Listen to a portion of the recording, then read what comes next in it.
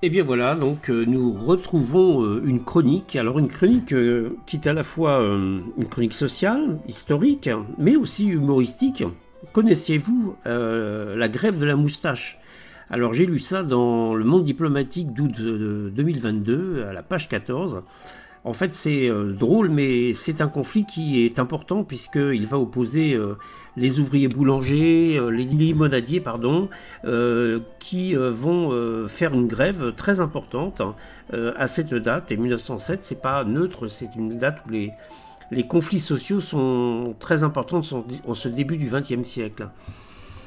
Alors, vous avez sûrement dû entendre parler de la catastrophe de Courrières qui a fait plus de 1000 morts, qui est une énorme déflagration qui a soufflé plusieurs fosses et qui a ému énormément la population et qui, en plus, l'a ému doublement, c'est que la direction de la compagnie des mines de Courrières avait décidé, en plus, pour arrêter l'incendie, de préserver ses intérêts, de murer les galeries de 3 fosses, condamnant ainsi à une mort certaine des mineurs qui étaient toujours bloqués dedans. Alors du coup, le gouvernement est obligé de prendre des mesures qui soient des mesures sociales, donc on commence à parler de repos hebdomadaire, et puis la fameuse journée des 8 heures, hein. Vous savez que le 1er mai, c'est la manifestation des 3-8, 8 heures de travail, 8 heures de repos, 8 heures de sommeil, et donc il lâche un peu de lest. C'est donc l'occasion que la CGT a trouvé. Hein. À l'époque, la CGT est un syndicat tout jeune, si je puis dire, et va organiser lors d'un congrès à Bourges les professions comme les garçons de café, les bouchers, enfin tout un ensemble de professions annexes à leur grosse implantation plutôt dans les mines, dans le chemin de fer et tout. Et il va y avoir ce mouvement en 1907 qui s'appellera la grève de la moustache. Alors on verra pourquoi tout à l'heure. Alors ce qu'il faut dire, c'est qu'à l'époque, les garçons de café, ils ont ils sont furieusement exploités puisqu'ils ne sont pas payés, ils n'ont pas de salaire. En fait, la notion, vous savez, de service, quand vous allez dans un restaurant, dans un café, vous payez et puis dedans il y a une partie service. Je ne parle pas de la TVA, je parle de service qui inclut donc le salaire des serveurs. Et puis vous avez une autre notion qui est celle de pourboire.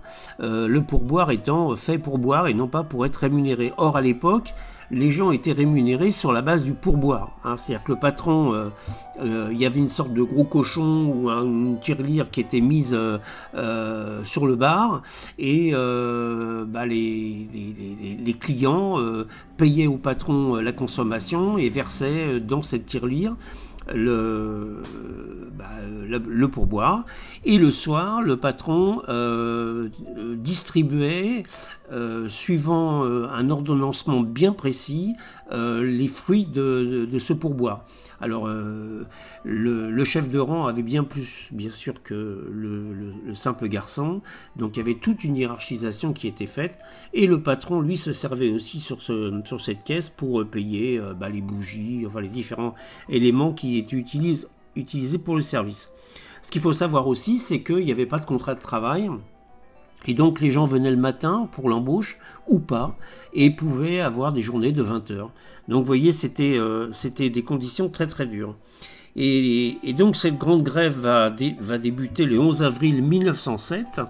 Et là, à 18h30 tapante, l'ensemble des grands cafés parisiens qu'on connaît voit sortir ces garçons sous le regard tout à fait étonné, à la fois du patronat qui voit une organisation réelle, c'est la CGT qui la met en place, et qui va avoir un certain succès.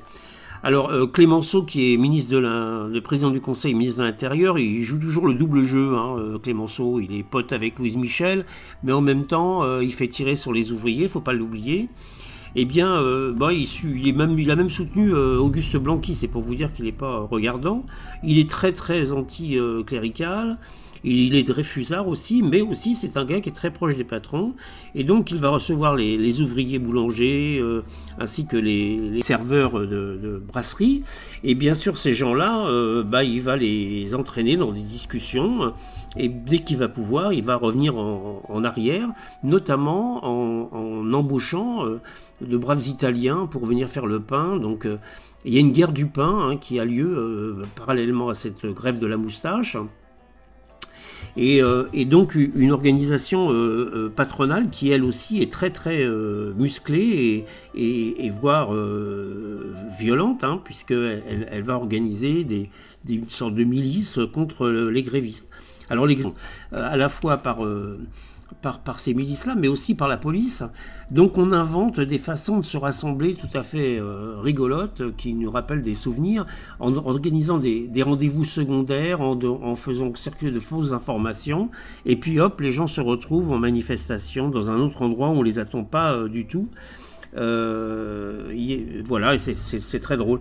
Alors il y a un animateur qui est connu dans le mouvement, dans le mouvement ouvrier, c'est Émile Pouget qui va organiser, il a la CGT, qui va organiser des manifestations, organiser des grèves perlées, des occupations.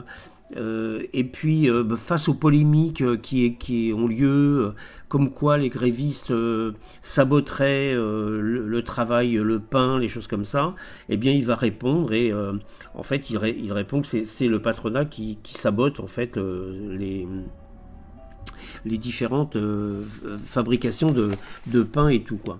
Alors on arrive au bout, donc cette grève a lieu plusieurs jours, ça dure sur 2 ou 3 semaines suivant les corps de métier, et ça va quand même, pour les boulangers notamment, avoir un impact très fort, puisque le pain est quand même à l'époque une des nourritures principales de la population, donc automatiquement ça a des conséquences. Ce qui est des boulangers, ils vont obtenir un certain nombre de choses, comme je disais tout à l'heure, qui sera raboté par le patronat dès qu'ils le pourront. Mais l'idée est lancée, c'est-à-dire la journée des 3-8, le dimanche repos, et surtout cette grève, elle gagne les autres villes de province, Lyon, Toulouse, Nantes et Marseille par exemple. Et malgré la militarisation voulue par Clémenceau, fait monter des bataillons à Paris, il y a quand même un recul, on peut dire, et donc les patronats sont obligés d'accepter les médiations proposées par les préfets et Clémenceau. Alors il y en a une, donc je le disais, cette grève de la moustache. Pourquoi ? Parce que la moustache, c'était une revendication des limonadiers. Il faut savoir à l'époque que porter la moustache était brocardé par la droite, parce que la revendication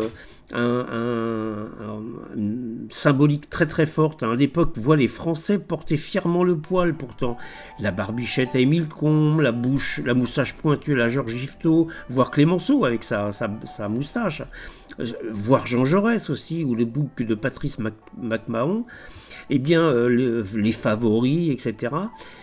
Et même chez les gendarmes, c'est une obligation de porter la moustache. Alors le poil, on disait à l'époque, c'est l'homme, l'adulte, le citoyen majeur. L'imberbe, c'est l'enfant, le mineur. Or une interdiction contractuelle prive les domestiques et les garçons de café du droit d'arborer la moustache, tandis que les pattes sur les tempes sont réglementées au centimètre. Le message est clair, vous n'êtes pas nos frères en humanité, vous êtes nos domestiques. Alors que la mode féminine plébiscite des coiffures lâches, des coupes volumineuses et des mèches folles, les cheveux des gens de maison doivent être strictement attachés et couverts. Et voilà comme quoi la conclusion de Mathieu Cologan du Monde diplomatique, de son article sur la grève de la moustache, qui termine en cette phrase: en ce début du XXe siècle, le mouvement ouvrier revendique déjà l'émancipation des corps. Vaste question. Voilà, j'espère que ça vous a intéressé comme petite chronique de reprise d'Histoire de voir, histoire au pluriel. Et vous l'aurez noté comme nous, que nous nous retrouvons maintenant tous les mardis et non plus le mercredi. Tous les mardis de 13h à 14h sur la Clé des Ondes, Histoire de voir, histoire au pluriel. vous écoutiez en même temps l'excellent Glenn Gould accompagner cette chronique.